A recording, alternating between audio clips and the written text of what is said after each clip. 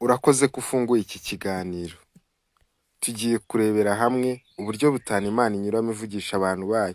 Turifashisha zimwe mu ngero zo muri Bibiliya twamenye. Mu buzima twumva amajwi menshi agiye atandukanye.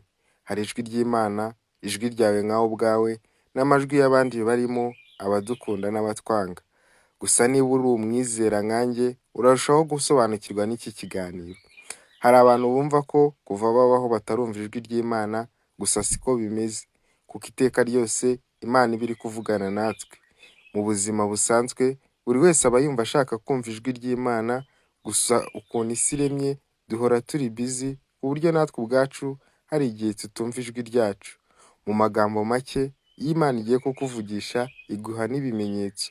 Gusa nanone, hari n'abandi bavuga ko umuntu wese yumva amajwi atatu, kandi akaba ariyo ashobora kumuyobora bitewe n'iryo yahisemo kumvira. Ijwi rya mbere wumvira ni ijwi ry'Imana. Ijwi ry'Imana ni cya gihe uba wumva umutima uri kuguhata gukora icyiza, wajya gukora ikibi, umutima ukaguhata kukireka, n'ibindi byose byiza, ndetse Imana yo igira inzira nyinshi, ari nazo eshanu tugiye kurebera hamwe mu kanya kari buze. Reka nkubwire ko ijwi rya kabiri twumva ari ijwi rya Satani. Iryo ryo uryumva cya gihe umutima uba uguhata gukora ikibi, ukumva uri kwifuza kwiba, gusambana n'ibindi bibi. Niwumva umutima wawe uri kuguhata gukora ikibi, ujye umenya ko ari ijwi rya Satani riri kugushuka. Ijwi rya gatatu twumva twese ni ijwi ry'abantu risanzwe. Aba basanzwe tubana, dukorana, ndetse n'abandi bantu nyine tuba turi kumwe mu bintu bitandukanye, abo twumva ku maradiyo, televiziyo n'ahandi, nk'uko muri kumva ijwi ryanjye. Abantu batabizi neza ntabwo bapfa kubisobanukirwa, gusa abizera bo turabisobanukiwe.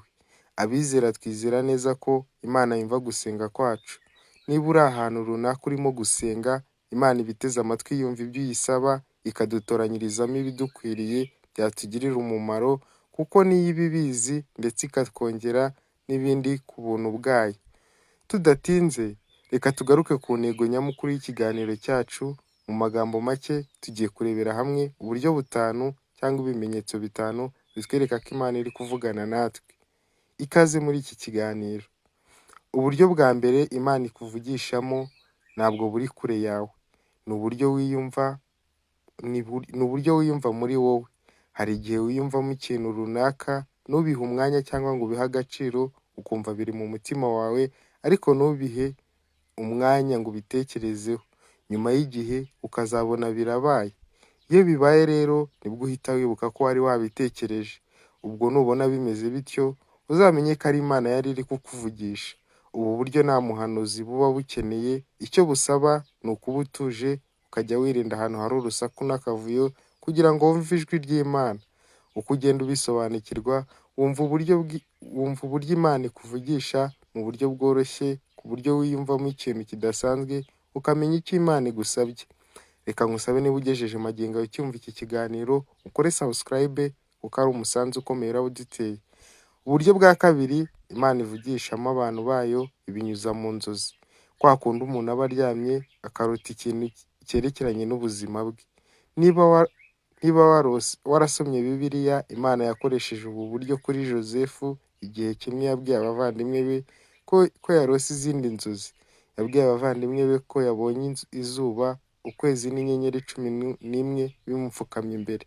Abasomye Bibiliya bazi icyo bisobanuye, ko izuba ryari mu cyimbo cya se Yakobo, ukwezi kuri mu cyimbo cya mama we, inyenyeri 11 zari zihagarariye abavandimwe be.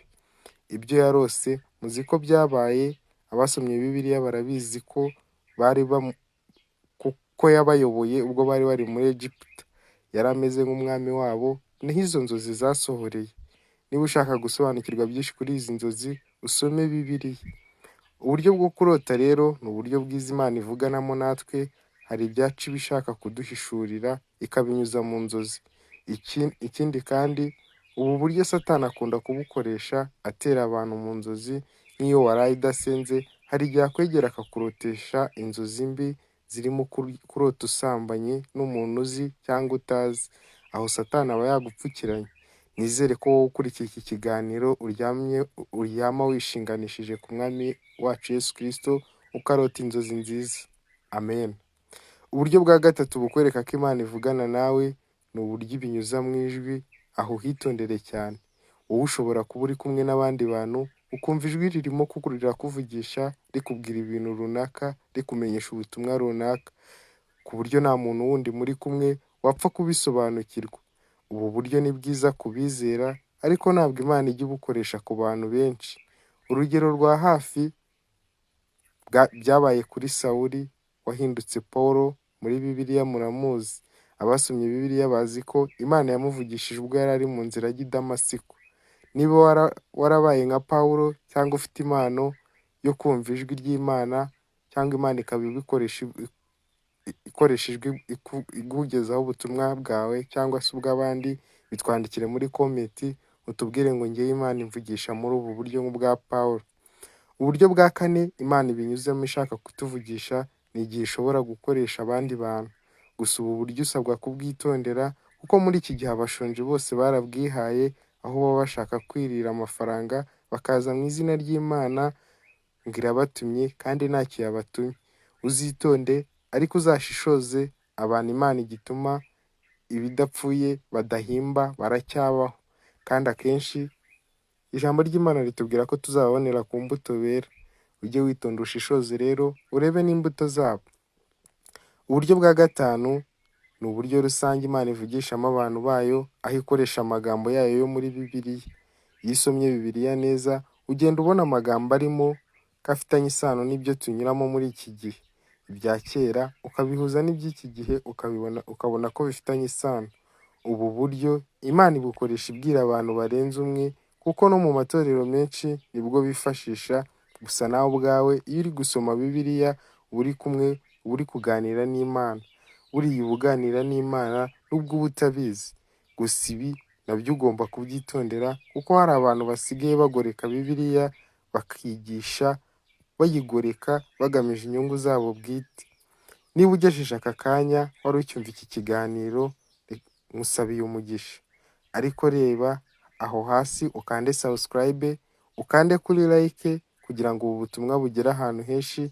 Ndetse niba uri umwizera, nyura muri komenti utubwire uburyo ukunda kuvugana n'Imana. Ikindi ntabwo twirengagije ko hari n'igihe buriya buryo bwose twavuze Imana ishobora kubukoresha ivugana n'umuntu umwe.